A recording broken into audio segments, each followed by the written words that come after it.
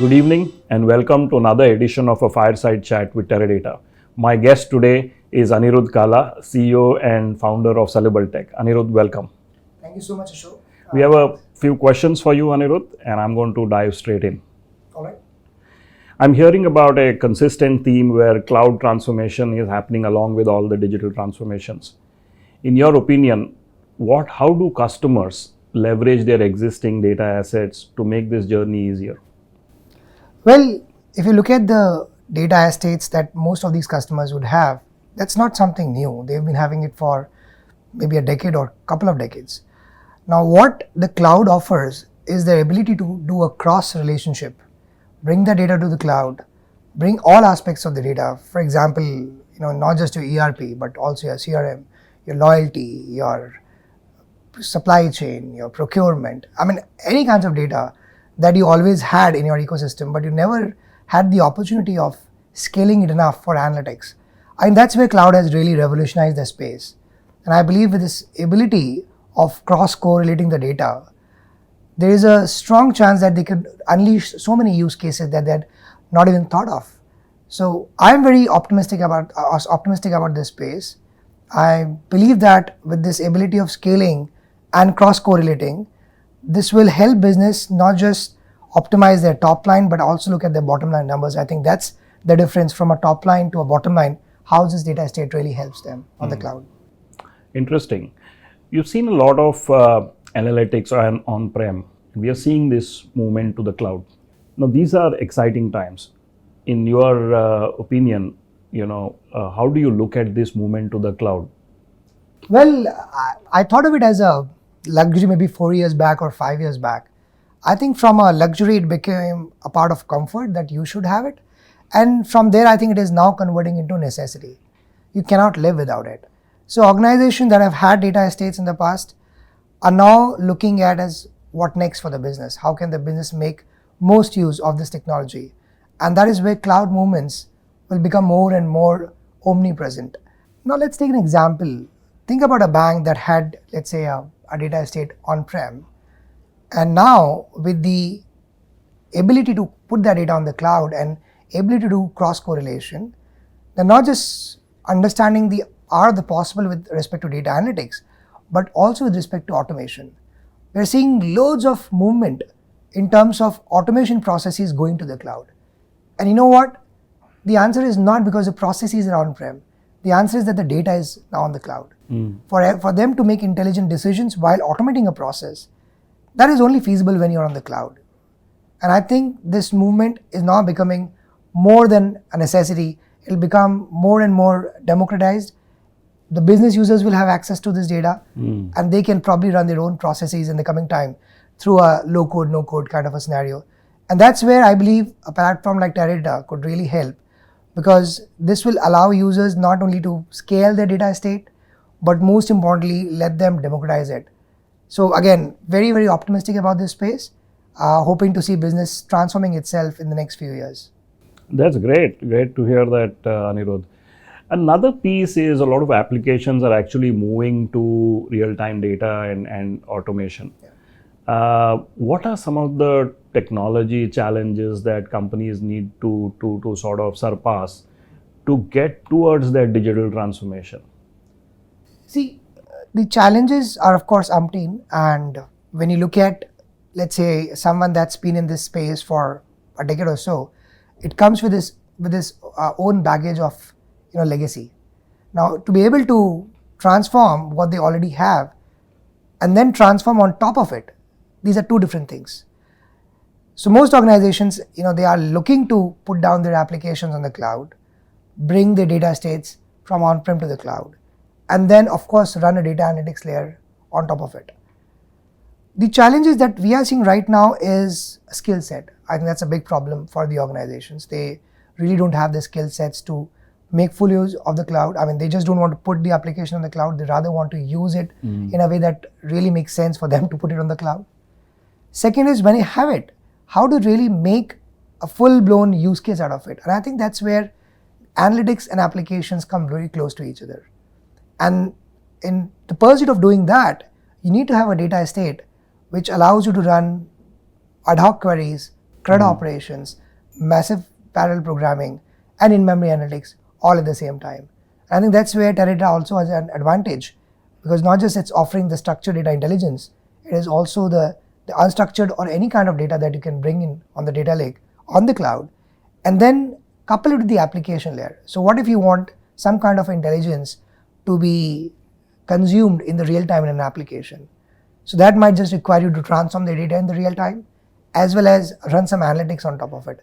And that's where these cloud applications, they become more and more intelligent. But alongside being intelligent, the art of using those applications in the cloud becomes more meaningful when you attach it to the cloud, to the data warehouse in the cloud rather. And that's where I'm seeing the challenges, of course, are there, but the rewards are of order of of magnitude. And that's where I'm seeing that there is a huge potential for organizations to go to the cloud.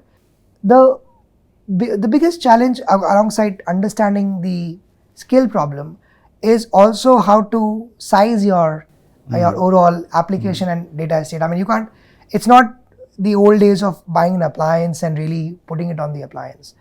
The idea of scaling comes from the usage of the app, of the platform.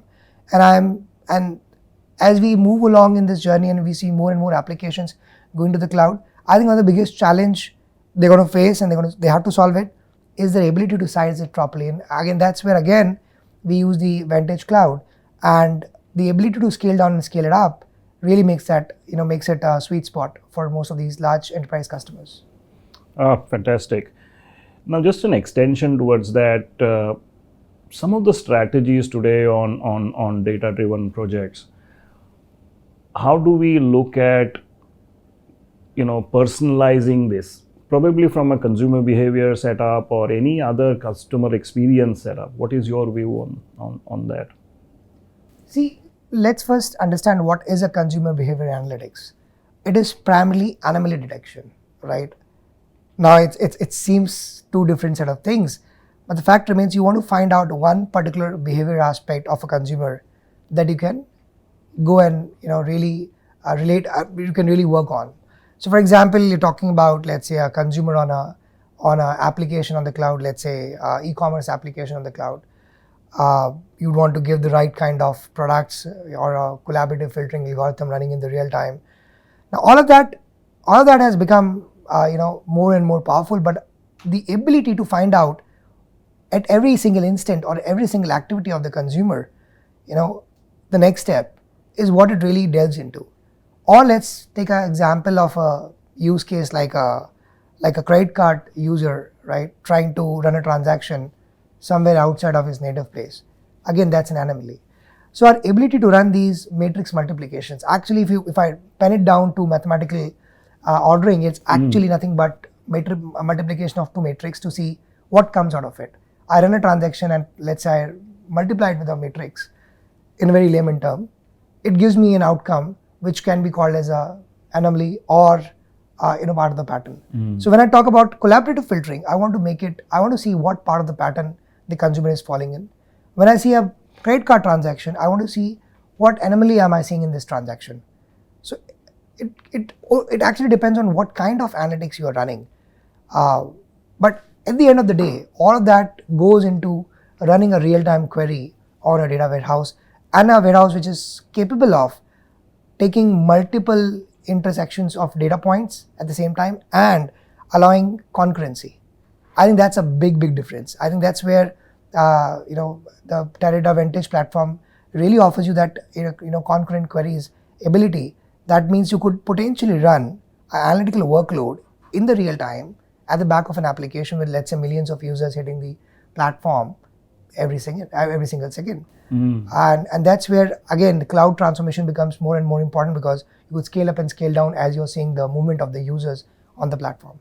Can that be extended to areas like fraudulent transactions, etc.? Is anomaly detection, is that how you look at it from a corporate perspective? Does that make sense? Absolutely. And see, it's a never-ending process, because you will not have a pattern of frauds and they'll end from that position. It would continue to grow and evolve, and so does algorithms.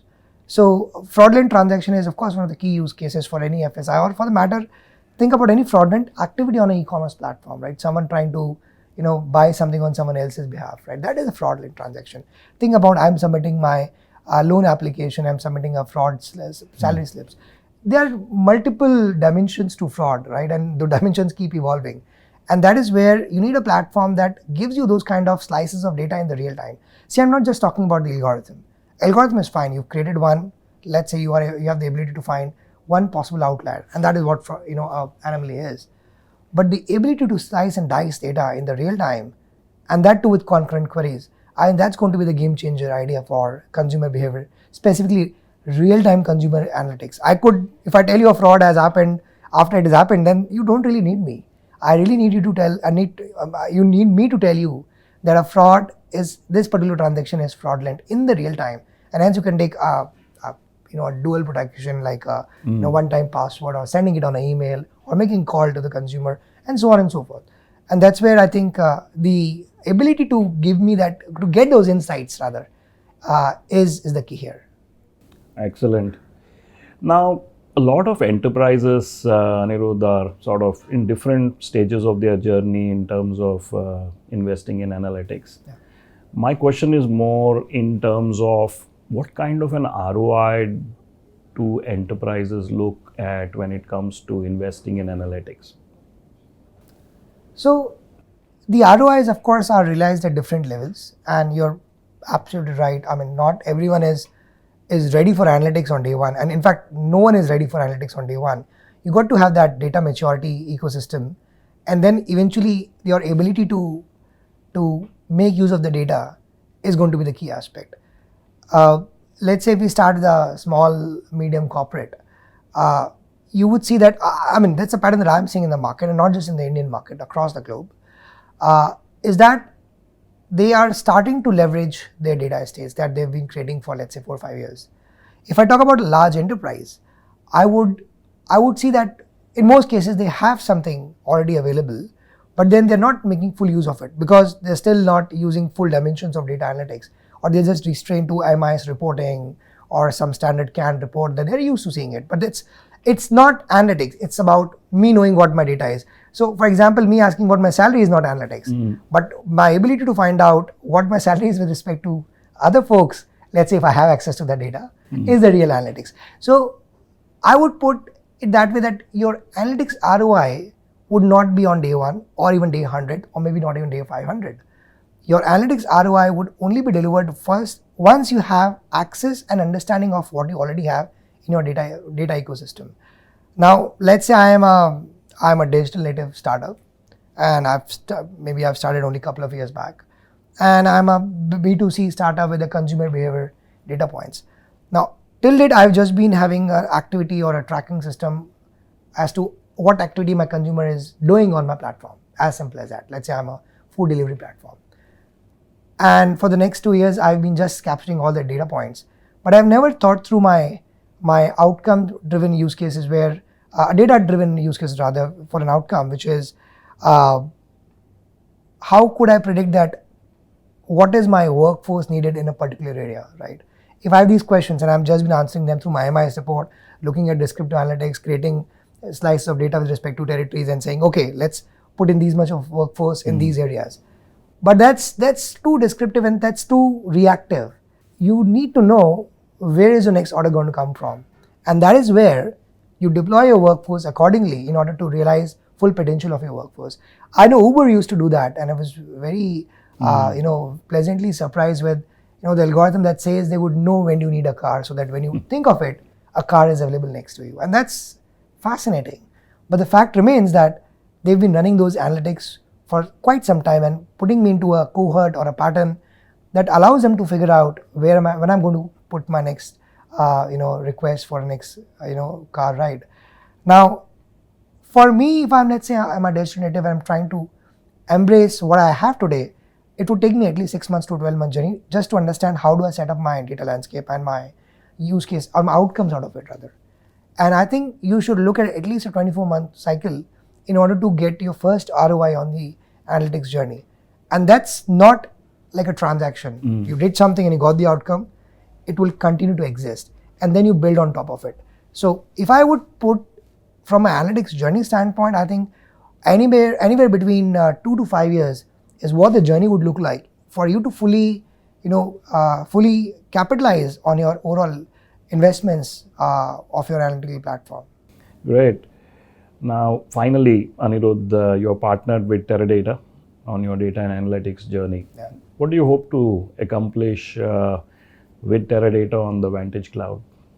See, primarily we target to go more with enterprise customers. I would even look at some of the industries. Maybe telecom is one of the industries where I believe there's a lot of potential for the Vantage platform. Not that it does not have in the other industries, it does. We want to go domain-wise, and getting the full use case out of it, right, is one of our first endeavors. The benefit of the Vantage platform that I see is its ability to scale, one, and the ease of use. And it might just sound very, basic or rudimentary, but the fact remains, I've seen platforms that are very, very qualitative in nature, but very difficult to use. And thus, you never have a skill set to really use that platform. One of the key aspects of using SAP or using the Vantage platform would be leveraging the SAP data estate. Vantage has a compliant connector with the ERP ecosystem, and that's where we as a company would really look at manifesting those analytical use cases for our telecom and specifically FSI organizations to make use of this Vantage platform. Now, an important aspect of the Vantage ecosystem is that it is also compliant with one of the clouds, one of the popular clouds like Azure. And I think then using Vantage with the overall surroundings makes it a very compelling use case for our customers, whether it's with respect to enterprise analytics or whether it's with respect to structured analytics, real-time stream analytics, and then the concurrent, we call it the concurrent analytics, where millions of users are, let's say, using the Vantage platform in the real time to run analytics for the use cases that they want the outcome for, let's say, as soon as the transaction happens.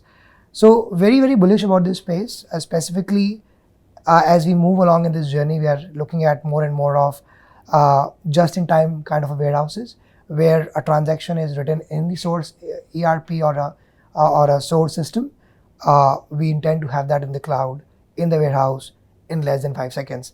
And that's where we believe that we could run that analytics in less than 10 seconds time, and thus make it more and more palatable for the use cases that have not been envisaged or use cases that have the value but have not been adopted by these organizations, because it's really tough to run just-in-time analytics on a structured kind of a data, right? You would see batch analytics, of course, you would see, the way we are running it traditionally, but now the time is where, to run intelligence as a source record is written. And that's where I believe this Vantage platform could be really helpful for some of our customers, specifically in the telecom domain, as I said. Fantastic, Anirudh. Thank you very much for your views. This was very, very insightful. And we look forward to working with Celebal Tech in the months and years to come. Oh, thank you. Thank you so much.